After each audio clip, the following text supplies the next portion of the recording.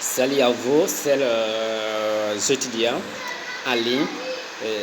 Je suis M. Boubery Pema, pour ceux qui ne me connaissent pas encore. Je me présente toujours dans chaque formation. Je suis formateur et coach en leadership entrepreneurial, mais aussi en développement personnel.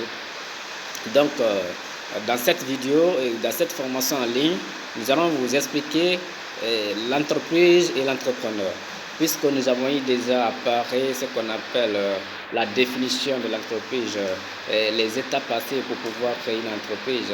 Et aujourd'hui, nous sommes sur le plan d'ouverture numéro 2, c'est-à-dire numéro 2, plan d'ouverture, que nous allons vous parler de ce qu'on appelle l'entreprise et l'entrepreneur. Et dans cette vidéo, vous allez essayer de comprendre qu'est-ce qu'une entreprise. Une entreprise est une unité économique et juridique qui a pour principale fonction la production des biens et des services pour satisfaire les clients et répondre à besoins sur le marché. C'est ça son objectif premier. Lorsque nous prenons l'objectif de l'entreprise a deux grands objectifs. Le premier objectif, c'est la satisfaction des clients et le deuxième objectif, c'est réaliser un profit. Et une fois que les clients sont très satisfaits, ensuite vous allez essayer de réaliser un profit.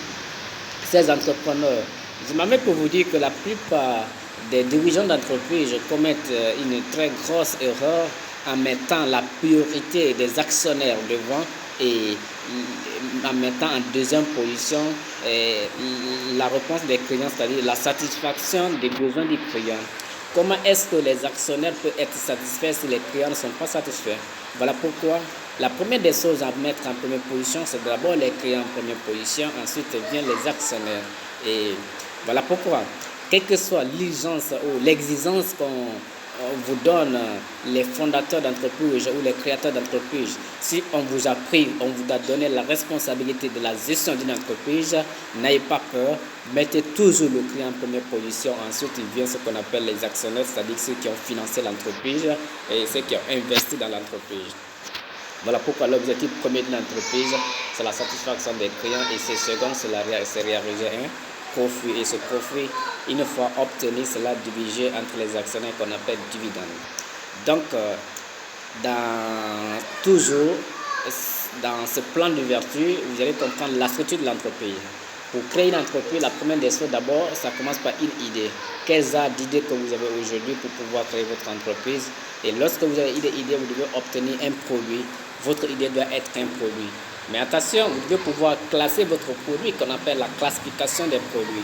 Parmi ces produits, vous avez ce qu'on appelle le bien matériel ou le produit matériel et le bien immatériel ou le produit immatériel.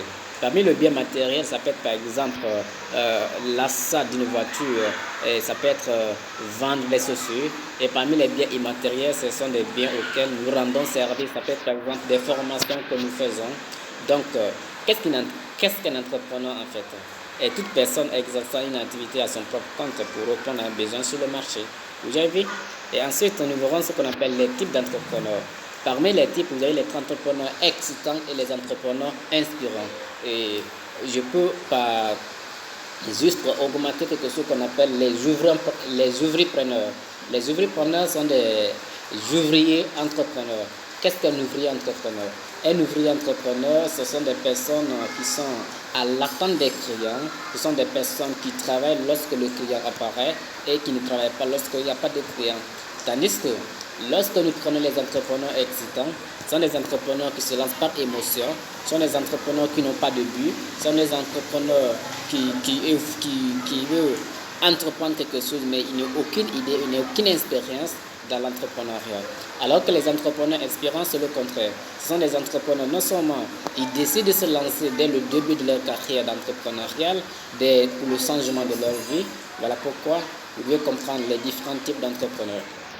Et ensuite, les entrepreneurs excitants, comme nous l'avons dit, parmi les entrepreneurs excitants, vous avez les entrepreneurs situationnels et les entrepreneurs émotionnels. Qu'est-ce qu'un entrepreneur situationnel? Ce sont les entrepreneurs qui se lancent par situation juste parce qu'ils n'ont pas d'argent, ils veulent se lancer pour avoir un revenu. Et les entrepreneurs émotionnels sont des entrepreneurs qui ne connaissent rien dans l'entrepreneuriat, mais comme par jalousie, ils ont vu leurs collègues en train d'entreprendre et ils gagnent beaucoup d'argent, alors ils disent eux aussi il faut se lancer dans l'entrepreneuriat. Alors ils se lancent par émotion et finalement dans quelques jours, ils ferment leur entreprise. Ensuite de ces entrepreneurs excitants, vous avez des entrepreneurs inspirants. Et parmi les entrepreneurs inspirants, vous avez par exemple les entrepreneurs de carrière.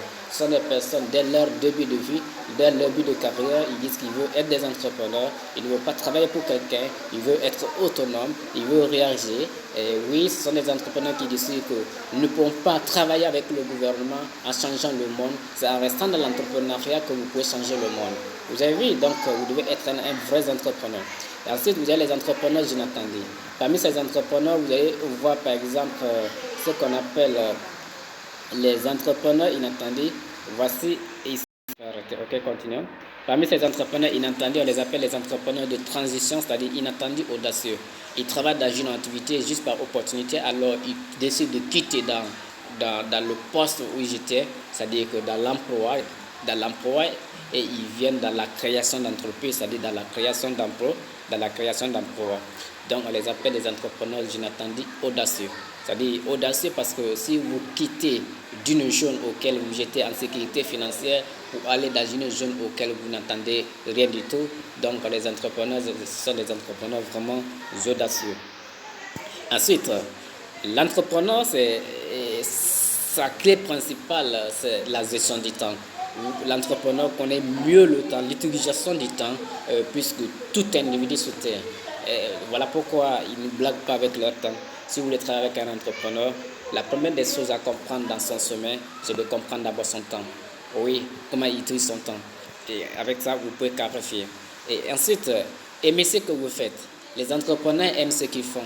La plupart des gens effectuent des activités auxquelles ils détestent énormément.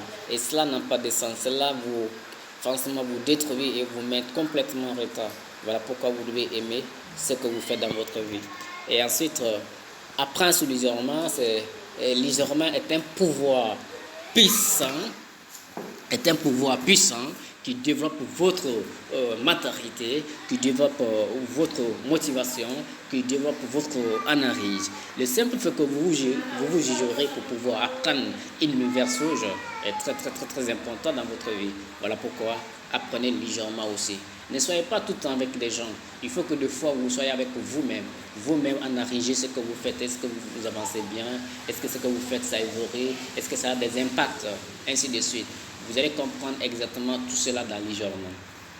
Ensuite, et voici ce que vous devriez comprendre dans le plan d'ouverture numéro 2 de l'entrepreneuriat, mesdames et messieurs. Et prochainement, nous irons apparaître ce qu'on appelle plan d'ouverture numéro 3, éthique de l'entreprise, comment il faut comprendre comment l'entreprise doit se développer.